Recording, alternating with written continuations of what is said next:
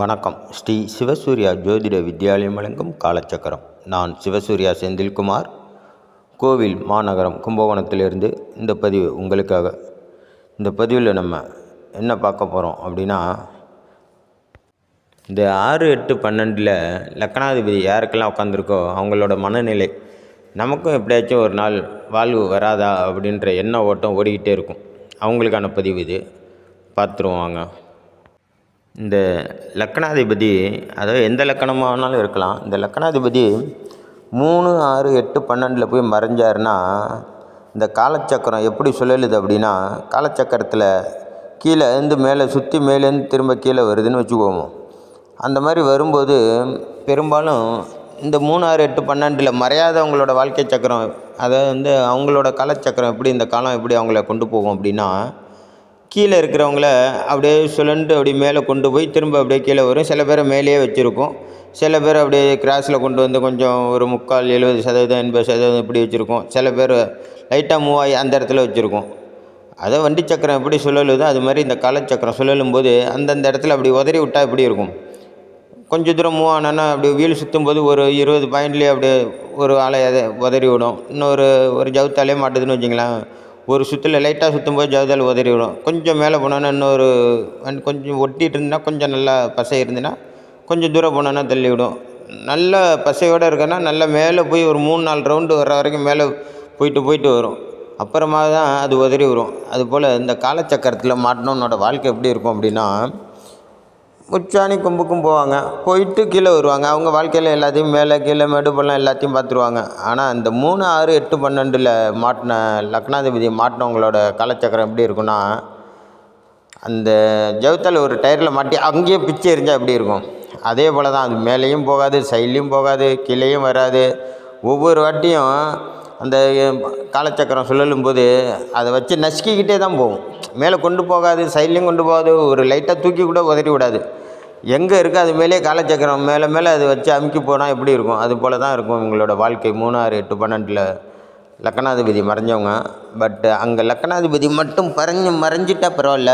இந்த பாக்கியாதிபதி, பஞ்சமாதிபதி, இந்த 2ஆம் அதிபதி, 11ஆம் அதிபதி, 10ஆம் அதிபதி, இவங்கெல்லாம் போய் அந்த மாதிரி இடக்கு மடக்க 6, 8, 12 மாட்டும்போது இவங்களோட வாழ்க்கை ரொம்ப அப்படியே நசுக்கப்படும்.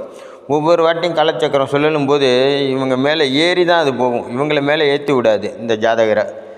அவங்களோட வாழ்க்கை எப்படி, அவங்களோட வாழ்க்கை எண்ணோட்டம் இருக்குன்னா, எப்படியாச்சும் நம்மளை மேலே தூக்கி விட்றாதா அந்த காலம், லைட்டானாலும் நம்மளை மூவ் பண்ணி மேலே தூக்கி விடாதா அப்படின்ற வாழ்க்கை சக்கரத்தோட எண்ணங்கள். இவங்களோட எண்ணங்கள் இப்படி வாழ்க்கை சக்கரத்தை சுற்றி ஓடிக்கிட்டு இருக்கும். அவங்களுக்கான ஒரு சூட்சமாக ரகசியம்தான் இது.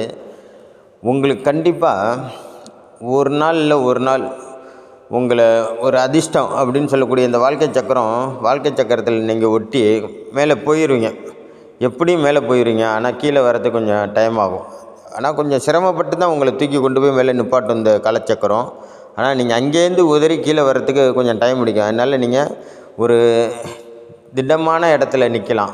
அப்படின்னா அதுக்கு என்ன பண்ணணும் அப்படின்னா, நீங்கள் உங்களோட லக்னாதிபதி எங்கே மறைஞ்சிருக்காருன்னு பாருங்கள். 3, 6, 8, 12ஆம் இடத்த எடுத்து பாருங்கள். லக்கணத்துக்கு 3, 6, 8, 12 இந்த இடத்த எடுத்து பாருங்கள். இந்த இடத்துல எங்கே அவர் இருக்காருன்னு பாருங்கள், மறைவு ஸ்தானத்தில். அந்த மாதிரி இருக்கும்போது இந்த 6ஆம் அதிபதி எங்கே உட்காந்துருக்காருன்னு பாருங்கள். 3, 6, 8, 12 மறைஞ்சிட்டார். அப்போ 6ஆம் அதிபதியோட நிலை என்ன அப்படின்றத பாருங்கள். 6ஆம் அதிபதியோட கிரகம் என்ன அப்படின்னு பாருங்கள். உதாரணத்துக்கு நம்ம சிம்ம லக்கணத்தை வச்சுப்போம். ராசிக்கு போனால் சிம்ம லக்கணத்தை வச்சுப்போம். இந்த சிம்ம லக்கணத்துக்கு 6ஆம் இடம் அப்படின்னு சொன்னிங்கன்னா அது மகர வீடாக வருது. அப்போ இந்த மகர வீட்டின் அதிபதி சனி பகவான். அப்போ இந்த சனி பகவானோட காரகத்துவம் சனிக்கிழமையை மென்ஷன் பண்ணிக்கங்க. சனி பகவான் எங்கே உட்காந்துருக்காருன்னு பாருங்கள். ஏன்னா இப்போ லக்கணாதிபதி போய் 6ல் உட்காந்துட்டாருன்னு வச்சுங்க. லக்கணாதிபதி சூரிய பகவான் சிம்ம லக்கணத்துக்கு அவர் 6ல் உட்காந்துருக்காரு மகரத்தில். 6ஆம் அதிபதி சனி பகவான் எங்கே இருக்காருன்னு பாருங்கள். அவர் 3லேயோ 8லேயோ 12லேயோ இருந்தாருன்னா நீங்கள் என்ன பண்ணுறீங்க, அந்த 3ஆம் இடம் என்ன 4 அப்படின்றத பாருங்கள். 3ஆம் இடம் என்ன 4 வரும். அப்போ துலா ராசி. அப்போ வெள்ளிக்கிழமை லாட்ரி சீட்டு வாங்குங்க. இல்லைன்னா 6ஆம் இடம் மகர வீடாக வருது. மகர வீடு சனிக்கிழமை லாட்ரி சீட்டு வாங்குங்க. 8ஆம் இடம் என்னவா வரும்? தனுசு ராசியாக வரும். மீன ராசியாக வரும். மீன ராசி வியாழக்கிழமை லாட்ரி சீட்டு வாங்குங்க. 12ஆம் இடம் என்ன இடமா வரும்? திங்கக்கிழமை சந்திரனோட வீடாக வருது. அப்போ திங்கக்கிழமை வாங்க. அப்போ திங்கக்கிழமை 12ஆம் இடம் திங்கக்கிழமை லாட்ரி சீட்டு வாங்கணும். 8ஆம் இடம் தனுசு ராசி மீன ராசியாக வருது, வியாழக்கிழமை வாங்கணும். 6ஆம் இடம் மகர ராசியாக வருது, சனிக்கிழமை வாங்கணும். 3ஆம் இடம் சுக்கிர ராசியாக வருது, துலா ராசியாக வருது. அதனால் வெள்ளிக்கிழமை வாங்கணும். வெள்ளி, சனி, வியாழன், திங்கள் இந்த 4 நாளில் நீங்கள் லாட்ரி சீட்டு வாங்கினீங்கன்னா உங்களுக்கு கண்டிப்பாக ஒரு நாள் இல்லை ஒரு நாள் அதிர்ஷ்டம் உங்களை தேடி வந்துடும். இந்த 4 நாளில் நீங்கள் லாட்ரி சீட்டு வாங்கும்போது உங்களுக்கு கண்டிப்பாக லக்கி அடிக்கும். லாட்ரி சீட்டு அடித்து எறிஞ்சிரும். ஒரு டைம் இல்லைனாலும் ஒரு டைம் லாட்ரி சீட்டு அடிச்சிடும். ஆனால் இந்த 4 நாளில் தான் வாங்கணும்.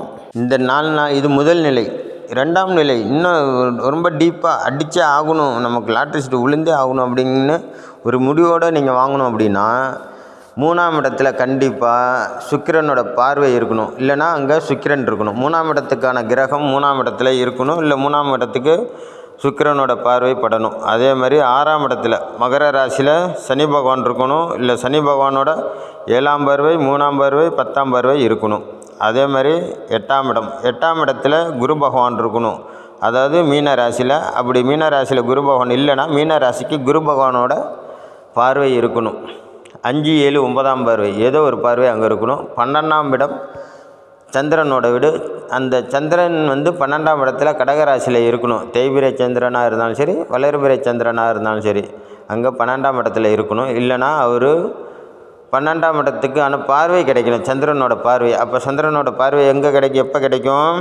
மகர ராசியில் சந்திர பகவான் பயணிக்கும்போது நீங்கள் வாங்கணும். மகர ராசியில் சந்திர பகவான் பயணிக்கும்போது கண்டிப்பாக நீங்கள் வாங்கலாம். அதே மாதிரி கடகராசியில் சந்திர பகவான் பயணிக்கும்போது நீங்கள் வாங்கலாம். ஏன்னா கடகராசியில் பயணிக்கும்போது 6ஆம் இடத்துக்கு அவரோட பார்வை விழும். அதே போல் தான் 3ஆம் இடத்துக்கு சுக்கிர பகவான் பார்வை எங்கே இருக்கும்போது விழுவும்? மேசராசியில் இருக்கும்போது துலா ராசிக்கு பார்வை விழும். அதுமாதிரி மேசராசியில் சுக்கிர பகவான் இருக்கும்போது நீங்கள் லாட்ரி சீட்டு வாங்கினீங்கன்னா கண்டிப்பாக உங்களுக்கு லாட்ரி சீட்டு விழும். அதே போல் குரு பகவான் கடகராசியில் இருக்கும்போது நீங்கள் லாட்ரி சீட்டு வாங்கினாலும் விழும்.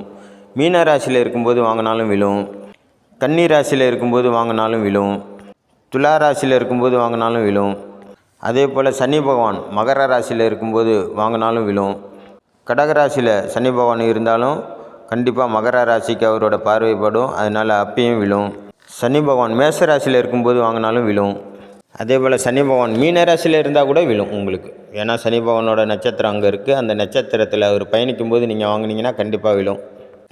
அதே போல் இந்த 3, 6, 8, 12ஆம் அதிபதிகளின் நட்சத்திரம் எந்த வீட்டிலலாம் இருக்கோ அந்த வீட்டில் அந்தந்த நட்சத்திர அதிபதிகள், அதாவது சனி பகவான் அவரோட நட்சத்திரம் எங்கெல்லாம் இருக்கோ அதில் பயணிக்கும்போது வாங்கினீங்கன்னா லாட்ரி சீட்டு வாங்கினீங்கன்னா லாட்ரி சீட்டு யோகம் உங்களுக்கு கிடைக்கும். குரு பகவானோட நட்சத்திரம் எந்தெந்த வீட்டிலலாம் இருக்கோ அந்தந்த வீட்டிலலாம் குரு பகவான் பயணிக்கும்போது அந்தந்த வீட்டில் அந்த நட்சத்திரத்தில் பயணிக்கும்போது வாங்கினீங்கன்னா கண்டிப்பாக உங்களுக்கு லாட்ரி சீட்டு விழும். அதே போல் 3ஆம் அதிபதினு சொல்லக்கூடிய சுக்கிர பகவான் எந்தெந்த வீட்டில் அவரோட நட்சத்திரம்லாம் இருக்கோ அந்த நட்சத்திரத்தில் சுக்கிர பகவான் பயணிக்கும்போது லாட்ரி சீட்டு வாங்கினீங்கன்னா கண்டிப்பாக உங்களுக்கு விழும். அதே போல் சந்திர பகவான் அவரோட நட்சத்திரம் எந்தெந்த வீட்டிலலாம் இருக்கோ அந்த நட்சத்திரத்தில் சந்திர பகவான் பயணிக்கும்போது நீங்கள் லாட்ரி சீட்டு வாங்கினா கண்டிப்பாக விழும். வாங்கி பாருங்கள். இதில் மெயினாக இன்னொரு மிக சூட்சமமான ரகசியம் என்ன அப்படின்னா, நீங்கள் லாட்ரி சீட்டு வாங்கும்போது இந்த 3, 6, 8, 12ஆம் வீட்டு அதிபதிகளோட கூட்டு எண், அதிபதிகளோட எண்ணை முதல்ல எடுத்துங்க.